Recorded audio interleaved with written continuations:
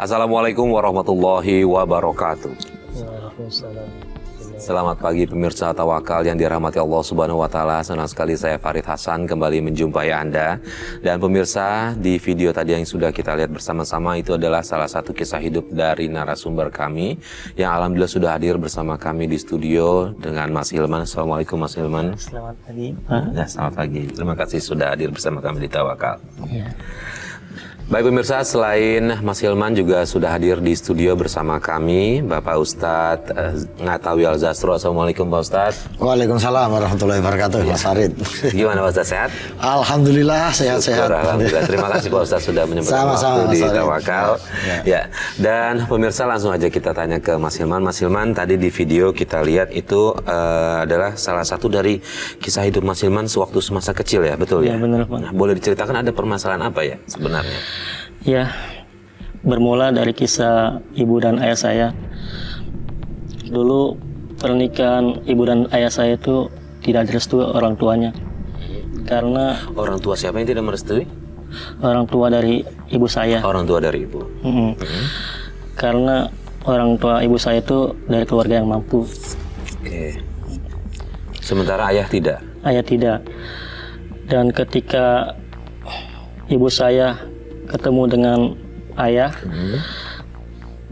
ibu tetap tidak direstui hubungannya sama orang tua saya. Lalu kemudian sampai akhirnya menikah, dengar ceritanya apa? Keputusannya apa? Hampir tetap, maksudnya ibu tetap memilih ayah gitu. Ya, karena ibu tetap bersikeras untuk memilih ayah. Dan dalam kehidupan ibu pun, ibu sangat diuji oleh Allah. Ujiannya seperti apa? Ternyata ayah orangnya tidak bertanggung jawab. Tidak bertanggung jawabnya itu Ya. seperti apa? Dia Tidak. suka menghabiskan uang untuk foya-foya, untuk judi, dan main perempuan. Bahkan Coba tarik nafas dulu, masnya. Coba istighfar dulu. ibu hampir ingin dibunuh oleh ayah. Astagfirullahaladzim, gara-gara apa?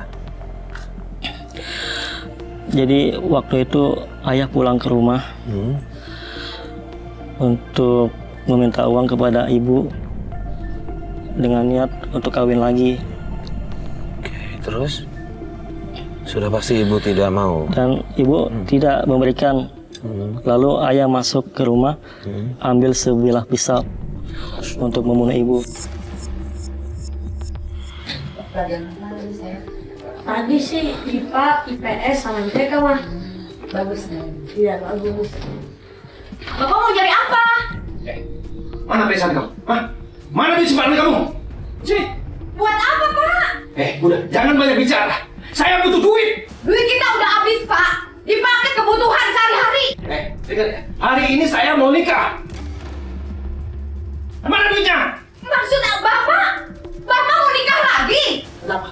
Protes. Hah? Mana duitnya? Mana? Mana? Enggak ada. Berani sekali kamu dorong suami kamu. Kamu.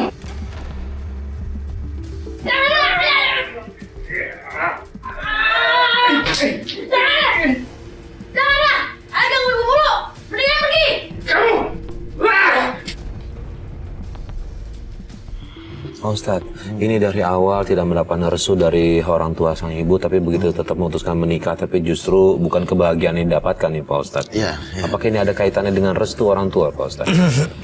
Bisa iya, bisa tidak, Mas Farid. Ya, karena banyak juga orang yang awalnya tidak direstui orang tua, tapi kemudian sejalan dengan waktu, akhirnya suami pasangan yang baik sehingga bisa meyakinkan keluarga yang tidak setuju sehingga akhirnya hubungan menjadi baik dan berjalan secara normal.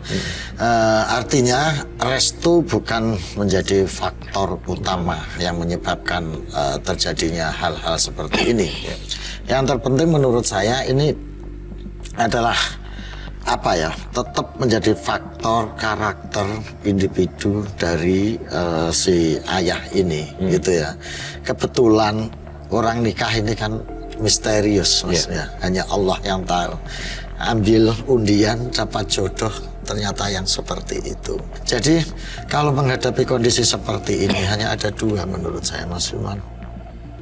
Ya, satu, ini saya nggak tahu karena Mas Hilman baru cerita ayahnya kemudian bagaimana. Ini adalah cermin bagi orang tua yang tidak baik. Contoh orang lelaki yang tidak bertanggung jawab, seorang perempuan yang sudah mengorbankan hubungan dengan keluarga, mengorbankan restu orang tua, hanya satu-satunya gantungan dalam hidup, ya, selain Allah ya. Kalau Allah itu sudah pasti, tapi secara faktual real ini adalah laki-laki ini. Tapi ternyata dia mengkhianati tidak hanya secara emosi, tapi juga mengkhianati secara agama karena tanggung jawabnya nggak bisa dilaksanakan dengan baik. Jadi ini contoh yang tidak baik, Mas Farid. Oke, Mas Hilman berapa bersaudara? 4. 4 bersaudara. Saya yang paling bontot, yang terakhir. Yang paling terakhir. Berarti semua itu juga menyaksikan apa yang ayah lakukan ke ibu. Iya, pada saat itu yang kakak saya nggak ada. Nggak ada, cuma Mas Hilman aja. Tapi sehari-hari apakah selalu berkasar berbuat kasar sama ibu? Sering mukul ibu, bahkan ya itu seperti itu. Dan saudara lain juga ikut menyaksikan itu. Oke, Mas Hilman, nah kemudian sikap ayah sama Mas Hilman dan kakak-kakaknya seperti apa sehari-hari? Sama ya, kasar. Sama kasar juga. Dipukulkah atau dengan kata-kata aja? Ya dipukul. Terus ketika ibu lagi sholat suka ditendang. Lagi sholat? Masya Allah. Ya Allah, ini Pak Ustadz udah kelewat batas nih Pak Ustadz. Jadi ini Masya Allah dunia akhirat ini, Mas Farid. Secara dunia dia sudah menyakiti anak-anak dan istrinya. Secara akhirat dia padahal dalam hadis itu sebutkan ya, kullukum ra'in wa kullu ra'in mas'ulun an ra'iyati. Setiap Anda semua ini adalah pemimpin. Pejabat menjadi pemimpin bagi rakyatnya. Ulama menjadi pemimpin bagi umatnya. Ayah dan suami menjadi pemimpin dari keluarganya. Wa kullu ra'in mas'ulun an ra'iyati. Setiap pemimpin akan dimintai pertanggungjawaban, dimintai oleh Allah apa yang sudah dia lakukan ketika menjalankan kepemimpinan ini. Masya Allah. Jadi ini saya nggak bisa membayangin, Mas Farid, seorang ayah sudah dikorbanin istrinya, mengorbankan diri untuk membela dia, tapi apa yang dia peroleh ini merupakan ujian terberat bagi ibunya Mas Hilman, keluarga Mas Hilman, gitu ya, dalam kehidupan di dunia ini. Ya, Mas Hilman diuji dengan kehidupan seperti ini. Itu artinya Allah sudah memilih Mas Hilman dan keluarga untuk dijadikan sebagai apa ya, oleh Allah sayang, ya, sehingga diuji seperti ini. Ya, kalau Mas Hilman dan keluarga ikhlas, Mas Hilman dan keluarga sabar menerima cobaan ini, insya Allah akan mulia. Oke, Mas Hilman, Bapak kerja apa? Narik beca. Narik beca. Sementara ibu kerja atau tidak? Ibu cuci gosok. Cuci gosok. Jadi untuk kebutuhan sehari-hari dari narik beca sama cuci gosok. Terus kemudian Bapak mohon maaf kasih nafkahnya semua ke keluarga atau Bapak aja sendiri, ibu-ibu sendiri gitu? Jadi ketika dapat uang itu diambil sama Bapak buat dihabiskan untuk foya-foya, judi, dan main perempuan. Ini udah istrinya ikut membantu untuk memenuhi kebutuhan rumah tangga, tapi justru diambil uangnya dan dinikmati sendiri nih Pak. Sementara anak ada 4. Saya yang justru ingin tahu bagaimana ketika hubungan ini dengan keluarga. Apakah sudah terputus sama sekali dengan keluarga dari ibu karena tidak direstui itu? Sudah terputus, nggak ada kontak. Bahkan Mas Hilman sendiri nggak pernah kontak dengan nenek, om atau tante dari keluarga Bapak? Tidak sama sekali. Berarti sudah betul-betul lepas sendiri gitu ya. Ketika kondisi keluarga susah kayak gitu, pernah ibu misalnya konsultasi ke orang tua atau ustadz atau siapa yang sekiranya bisa diajak? Pernah? Nggak pernah Pak? Pernah Pak. Jadi semua ditelan sendiri? Ditelan sendiri sama orang tua saya, ibu saya. Sama ibu ditelan sendiri? Sampai... Itu sampai kapan? Sampai kena penyakit tumor rahim itu 8 tahun. 8 tahun nggak sadar terkena penyakit tumor yang makin parah. Terus biayanya gimana itu? Pada waktu itu nggak ada biaya, jadi makin parah. Oh iya, satu lagi saya dengar katanya juga nggak cuma itu, katanya mohon maaf, kakaknya Mas Hilman ada yang ini ya, mengalami kebutuhan khusus ya, berkebutuhan khusus ya, nggak bisa ingat gitu, maksudnya nggak? Iya, depresi. Depresi, kadang suka ngamuk. Gitu. Kadang suka ngamuk. Iya. Jadi kayak orang nggak sadar diri Nggak begitu. sadar. Itu kapan dia mulai kayak begitu? Sejak kapan? Semenjak ayah meninggal. Oh, ayahnya udah meninggal. Oke. Semenjak saya kelas 2 SMP, itu ayah sakit sampai 2 tahun, lalu meninggal. Yang merawat siapa selama 2 tahun? Yang 2 tahun saya. Mas Hilman, sama ibu juga? Iya. Iya, dirawat. Iya. Oke, Pak Ustadz ini sungguh mulia nih, Mas Hilman sama Mas ibunya Hilman sudah begitu luar disakiti, biasa. tapi ketika bapaknya sakit, dirawat nih Pak Ustadz. Jadi Mas Hilman harus diyakini bahwa Allah sudah memilih Mas Hilman untuk memilih ujian ini. Ini sakit, ini sangat menderita. Tidak semua orang dipilih Allah untuk menjalani hidup sepahit dan sesusah ini. Jadi kalau Mas Hilman harus memandangnya dibalik, supaya Mas Hilman tetap ada rasa syukur, optimisme. Jangan sampai Mas Hilman pernah berpikiran bahwa hidup saya sengsara, hidup saya seperti ini, apakah Tuhan tidak sayang kepada saya? Jangan seperti itu Mas Hilman. Wujud kasih sayang Allah, wujud rahman rahimnya Allah itu bisa dalam berbagai bentuk, termasuk dalam bentuk ujian penderitaan hidup yang dialami oleh Mas Hilman. Ini adalah bagian dari ujian hidup Mas Hilman. Kalau Mas Hilman memahami bahwa penderitaan, kesulitan, dan berbagai macam kepahitan hidup ini sebagai ujian dari Allah, maka Mas Hilman insya Allah akan menerima ini dengan lapang dada. Gitu.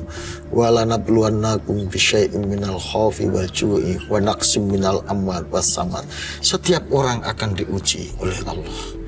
Ujian itu ada yang berupa penderitaan dan kepahitan hidup. Tapi yakin Mas Hilman bahwa Allah menguji hambanya itu sudah diukur.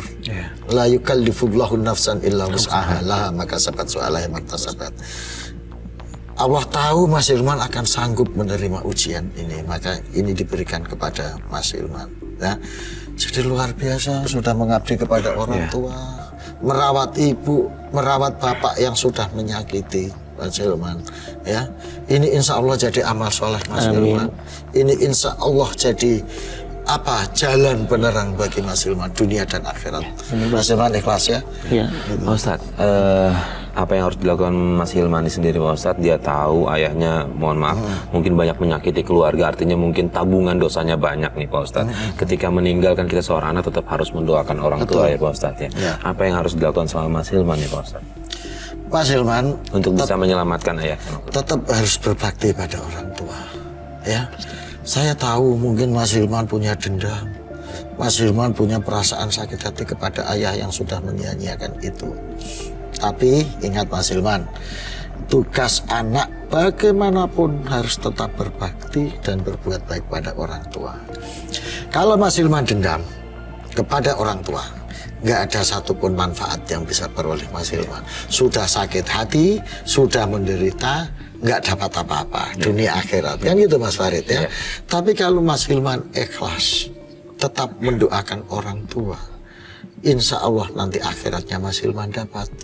Karena orang tua itu yang diharap-harapkan sudah meninggal itu cuma 3 hal Mas Hilman. Idza mata ibnu Adam in qata'a amaluhu illa min salasin. Ketika anak Adam meninggal seluruh amal perbuatannya terputus. Yang dulunya bisa sholat jadi nggak sholat, yang dulunya bisa zakat jadi nggak zakat, terputus semuanya. Kecuali 3 hal. Ilmu manfaat, sedekah jariah, yang ketiga ini yang penting. Wa walatun sholihun yad'ulah. Putra-putri yang soleh yang senantiasa mendoakan orang tuanya. Jadi, Mas Hilman, doakan ayahnya yang sudah meninggal, ya.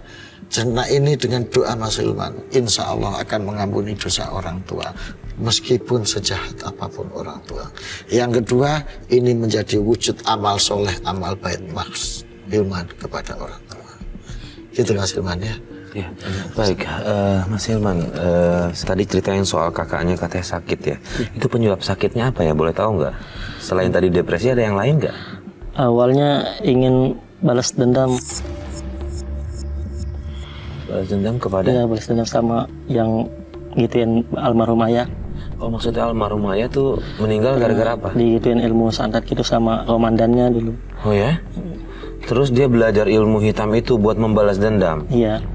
Terus dia sampai sakit karena apa? Nggak kuat? Nggak kuat, tanpa guru dia belajar. Tanpa guru dia pakai apa belajarnya? Dengan apa? Lihat dari buku-buku itu dibaca, terus kemudian kumat. Jadi ngamuk, ronta-ronta. Pak Ustadz, bisa Pak Ustadz ketika kita nggak kuat belajar ilmu hitam bisa begitu dampaknya memang? Bisa Mas, makanya itu disarankan kalau orang belajar apapun itu harus ada gurunya. Kalau dalam ilmu tasawuf kan dibilang barang siapa yang belajar ilmu tanpa guru maka gurunya adalah setan.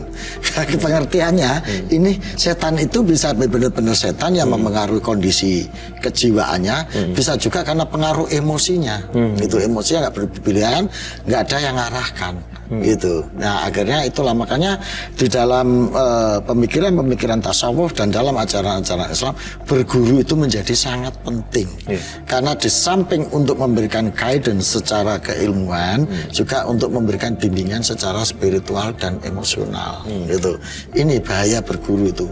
Gitu. Makanya kalau kakaknya Mas Hilman ini ya kemudian mencoba-coba sendiri, belajar sendiri. Ada dua hal yang mempengaruhi kalau saya lihat di sini. Hal pertama kondisi psikologisnya, karena dia lagi keluarga kayak begitu, ngadepi orang tua, ada unsur dorongan emosi yang berlebihan. Dalam kondisi seperti ini biasanya orang belajar tidak baik. Perlu ditenangin dulu, ditata niatnya, ditata hatinya, gitu. Sudah kayak begini tidak ada guru lagi, sehingga lebih menonjolkan dorongan-dorongan emosi, nafsu, nafsu amarah, gitu. Yang ini gampang dimasukin setan, gitu ya. Sehingga ketika dia mempelajari ilmu-ilmu yang sifatnya spiritual itu bisa mudah tergelincir dalam suasana seperti itu. Baik, kemudian ada nggak perilaku dari kakak yang bisa maksudnya menyakiti saudaranya atau ibu gitu? Ada itu terhadap adiknya yang perempuan yang nomor 3. Nomor 3, apa yang dia lakukan? Ketika lagi bantuin anak ngaji di rumah, itu dia minta rokok, terus nggak dikasih, langsung ditimpa pakai asbak. Kalau tadi kan ke adiknya ya, kakaknya ngelakuin itu ya. Ada nggak ke keluarga yang lain atau ibu gitu melakukan kekerasan juga? Ada. Apa yang dia lakukan sama ibu? Kakak saya yang stres itu yang nomor pertama. Itu ketika ibu lagi sholat, dia langsung nendang minta rokok. Iya. Langsung nendang? Iya. Ya Allah, ini sama apa yang dilakukan sama ayahnya Mas Hilman yang tadi sama itu ya? sama kakak saya tuh. Cuma gara-gara minta rokok? Minta rokok. Terus mohon maaf kan, bagian apa yang ditendang? Bagian perutnya sampai penyakit tumor itu sampai pecah, kemudian dibawa lari ke rumah sakit untuk di ICU. Nah ketika mau di ICU, keburu meninggal duluan.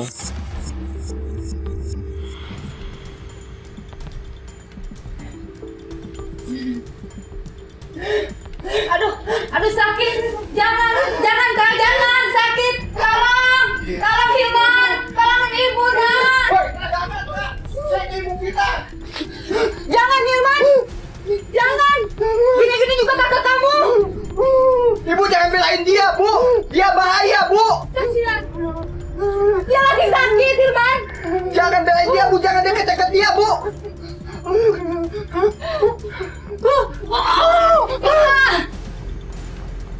Aduh sakit. Ibu kenapa, Bu? Ibu sakit. Perut ibu Hilman sakit. Ini kena tumpul ibu nih. Aduh, ibu sakit. Astagfirullahaladzim, jangan. Bu, kita ke rumah sakit, Bu. Ibu sakit, tahan ya, ibu kuat ya. Kuat. Hukum itu hanya berlaku, mukallaf itu adalah orang balik, orang sadar, atau nggak dalam keadaan gila, atau dalam keadaan yang sadar normal, itu baru kena hukum. Kalau dia melakukan itu di bawah kendali kesadaran, ya itu berarti nggak kena hukum, Mas. Itu loh. Nah, tetapi yang, aduh, masya Allah, ini saya luar biasa ini tragis betul keluarganya Mas Hilman ini. Sudah ayah mengalami begitu sampai meninggal, ibu juga mengalami hal yang sama dengan sebab meninggal yang sangat tragis. Ini luar biasa. Tapi kalau Mas Farid tanya, bagaimana status hukum anak ini yang membunuh atau jangan membunuh, menyebabkan kematian ibunya, gitu ya, karena kelaku dia.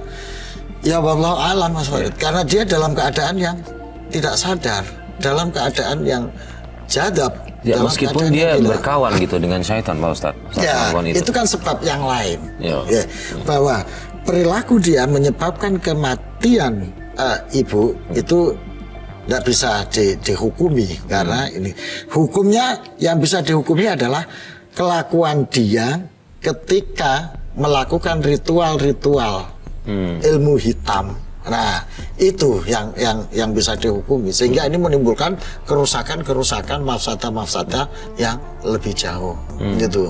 Makanya jauh-jauh hari Allah mengingatkan bahwasanya jangan bersekutu dengan setan, jangan minta tolong kepada setan, minta tolonglah kepada Allah. Ud'uni astajib lakum, kamu mohon doa, mohon pertolongan kepada Allah. Allah akan mengabulkan doa dan memberikan pertolongan.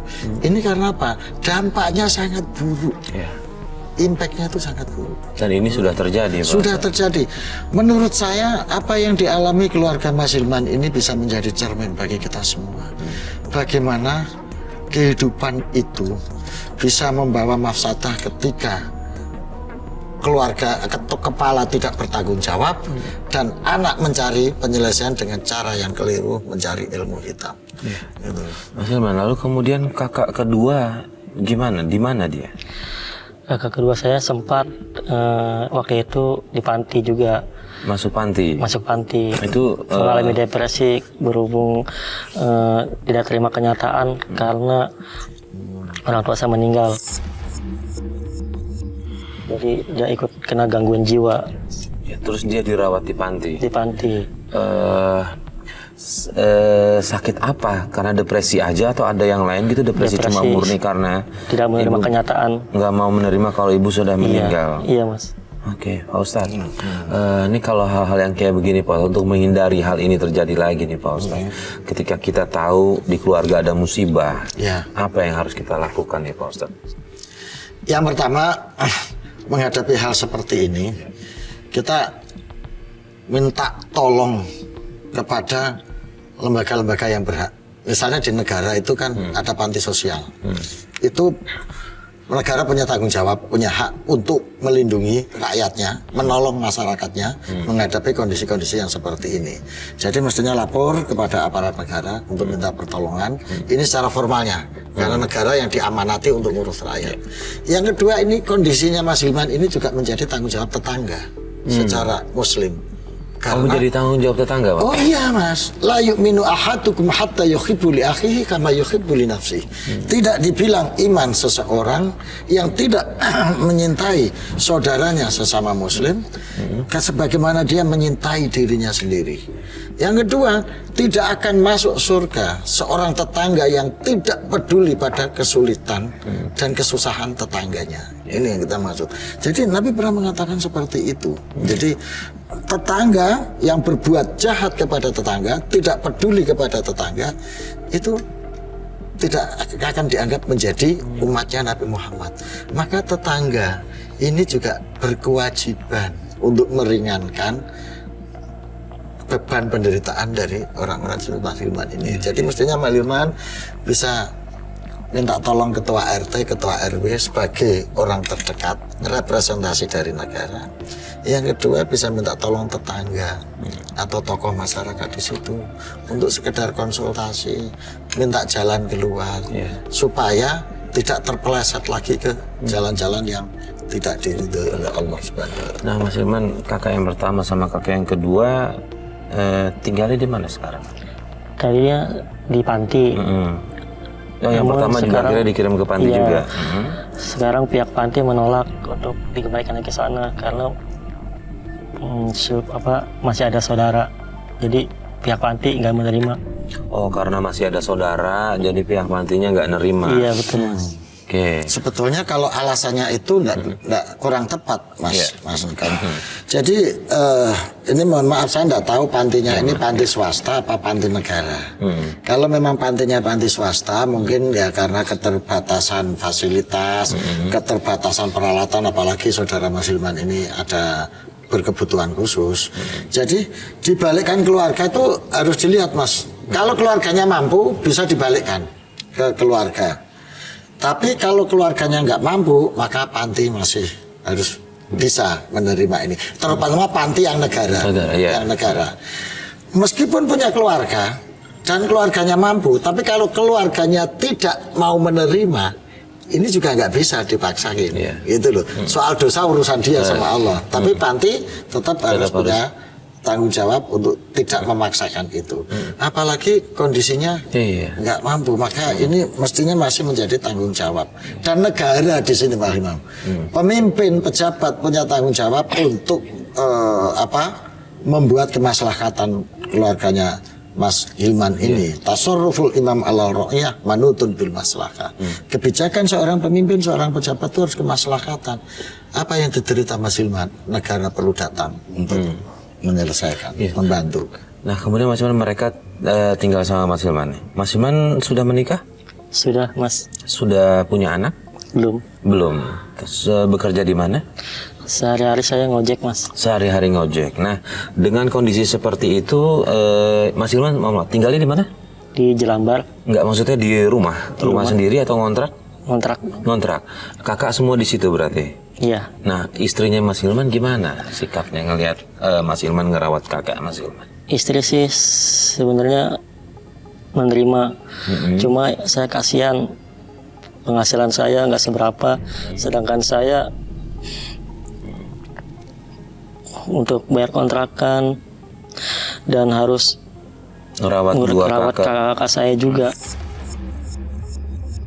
Saya dengar katanya sempat diusir ya sama tetangga ya. Iya, itu karena waktu apa? itu kumat, terus kata tetangga sana pergi pindah karena pada waktu itu kakak saya berbuat gaduh.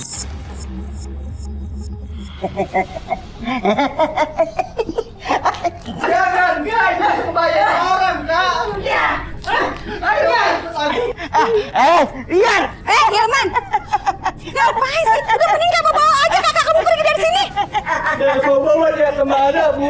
Keluarga saya cuma dia doang. Ih, siapa yang peduli sama dia? Udah kamu bawa pergi aja dia dari kamu sini. Udah, ayo sini. Pergi. Ih, ngapain sih? Dasar orang gila. Jadi mestinya ya ini mudah-mudahan dengan acara tawakal ini ada aparat yang terketuk hatinya untuk bisa membantu meringankan apa yang disampaikan oleh Mas Hilman ini. Jadi ini cermin dari masyarakat kita sebetulnya. Ketika Mas Hilman menghadapi kesulitan ini, mestinya sebagai tetangga yang baik memberikan solusi. Mungkin terganggu karena sikap atau perilaku saudaranya Mas Hilman ini yang ternyata di luar kesadarannya mengalami kumat atau apa. Tapi alangkah baiknya kalau tetangga itu memberikan solusi, tidak hanya sekedar mengusir. Jadi misalnya tetangga ikut membantu bagaimana saudaranya Mas Hilman ini bisa dirawat di panti-panti sosial, dilaporkan ke pihak aparat negara. Jadi tidak mengusir begitu saja langsung suruh pergi. Tapi Mas Hilman tolong dibantu untuk menangani kedua kakaknya ini, lapor ke RT, RW, dinas sosial supaya ini ditangani dengan baik. Nah, sebaiknya seperti itu. Jadi daripada membahayakan prosesnya. daripada kalau dibiarkan itu. Saya mengerti mungkin tetangga-tangga ini juga terganggu, khawatir, takut. Tapi kan enggak bisa seenaknya langsung usir gitu. Tanggung jawab sosial kita juga punya. Bantu Mas Hilman untuk meringankan ini. Ya tadi itu lapor RT, RW atau aparat berwenang untuk bisa menangani yang terkena penyakit ini dengan baik gitu. Kalau itu bisa dilakukan, mungkin Mas Hilman bisa agak lebih ringan. Ya, dan saya yakin kultur orang kita pasti akan membantu kalau kita yang mulai dulu minta tolong ya Pak Ustadz ya. Jadi itu gitu Mas Hilman ya, tolong dipahamkan ya. Dan ketika diusir itu sikapnya sampean bagaimana? Ya cuek aja gitu kan, namanya orang stres gitu. Pas Ustadz diusir biasa aja. Terus Mas Hilman sendiri jadi pindah apa enggak ketika diusir? Saya Tetap di situ. Tetap di situ. saya nggak ada di lokasi waktu itu. Saya cuma cerita dari kakak saya. Ya enggak, maksudnya setelah diusir Mas Hilman tetap memutuskan tinggal di situ atau Mas Hilman pergi ngikutin apa maunya tetangga? Tetap pergi jauh, cuma ntar kalau itu balik lagi. Setelah tetangganya nggak ada, balik lagi. Oh gitu, jadi kayak main kucing-kucingan Iya. gitu ya. Oke, mungkin solusinya adalah coba Mas Hilman konsultasi sama ketua RT setempat, gimana sebaiknya. Tadi juga Pak Ustadz udah kasih masukan, kenapa enggak coba ke dinas sosial lainnya, panti-panti sosial untuk bisa ngerawat kakaknya Mas Hilman. Nah, ini saya kembali lagi balik ke yang soal ayah nih Pak Mas Hilman, karena Mas Hilman datang ke tawakal nih Pak Ustadz, katanya sebenarnya walaupun iya ada sedikit mendoakan, tapi tetap ada rasa dendam di situ Pak Ustadz, ada rasa marah, masih nggak terima apa yang ayahnya lakukan ke ibunya dan ke dia nih Pak Ustadz. Benar begitu Mas Iya Hilman? betul, saya masih dendam. Mas Hilman, saya sarankan supaya pelan-pelan Mas Hilman menghapus dendam itu. Siapa tahu, dan saya yakin kalau Mas Hilman bisa menghapus dendam itu, Mas Hilman akan menemukan jalan terang untuk meniti hidup masa depan. Karena siapa tahu bahwa dendam Mas Hilman, sakit hati Mas Hilman itu justru yang menjadi hijab untuk menjadi turunnya rahmat kepada Mas Hilman dan keluarga. Sehingga Mas Hilman sudah hidup susah, capek, menderita, tetapi terus nggak ada rahmat. Maka saya sarankan, hapuskan dendam, maafkan kesalahan orang tua, doakan dia baik-baik. Saya yakin dengan keikhlasan Mas Hilman, dengan penerimaan maaf Mas Hilman, dengan doa yang baik Mas Hilman kepada orang tua, Mas Hilman hatinya jadi bersih, sehingga tidak lagi memiliki beban masa lalu, dan ini bisa menjadi sarana turunnya rahmat. Amin. Mudah-mudahan dengan menghilangkannya dendam, dengan berdoa yang baik, ini pelan-pelan mulai terbuka jalan hidup Mas Hilman menjadi lebih baik. Ya. Istighfar setiap saat, lakukan sholat dengan khusyuk. Setiap habis sholat baca surat Ikhlas 11 kali. Setelah itu berdoa kepada Allah. Pakai bahasa Indonesia nggak apa-apa. Kalau susah ngapalin doa pakai bahasa Arab. Ya Allah, ampuni kedua orang tuaku, maafkan kesalahan yang sudah diberikan. Saya ikhlas menerima ujian dan cobaan, tapi angkat beban derita ini dari kami ya Allah. Itu secara tulus. Doa itu juga bisa termasuk untuk kedua kakaknya Pak Ustadz? Iya. Kedua kakaknya tadi. Iya, yang dia pengen berharap sembuh segala macam. Muawadatan itu. Jadi baca surat muawadatan itu, Qul a'udzu birabbil falaq, Qul a'udzu birabbin nas, setiap kali. Nah, setiap habis sholat bacain Fatihah kedua-duanya. Ila hadrati, sebut namanya siapa? Al-Fatihah. Setelah itu ila hadrati yang kedua, sebut namanya Al-Fatihah. Habis itu mohon kepada Allah. Nah, mudah-mudahan diberi kesembuhan. Amin ya rabbal alamin. Amin Baik. ya rabbal alamin. Pak Ustadz terima kasih atas semua nasihatnya, dan Mas Hilman terima kasih sudah berbagi cerita kita. Mudah-mudahan Mas Hilman bisa segera untuk mengamalkan apa yang tadi Pak Ustadz sampaikan, dan semuanya insya Allah kabulkan doanya Mas Hilman biar semuanya berjalan lebih baik lagi. Ya, terima kasih Pak Ustadz. Sama-sama Mas Farid. Dan pemirsa, akhirnya sampai di sini Tawakal. Terima kasih atas kebersamaan Anda. Saya Farid Hasan undur diri. Wabillahi taufiq wal hidayah. Wassalamualaikum.